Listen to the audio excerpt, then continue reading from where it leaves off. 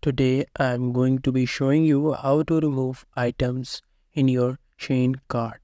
Removing items from your Shein cart is a pretty easy thing to do, so let's get started. First, open the Shein web application on your PC, then select any option from the category.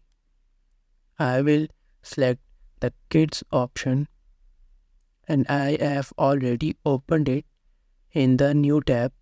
Now select any product you want to add in the cart. Click on the add to cart option. Now choose the color, size and quantity and click on the add to cart button. Now click on the view cart button. As you can see, the selected item has been added to the cart. To remove that, click on the bin option given below right corner. Now click on the yes button. As you can see, the item has been removed from the cart.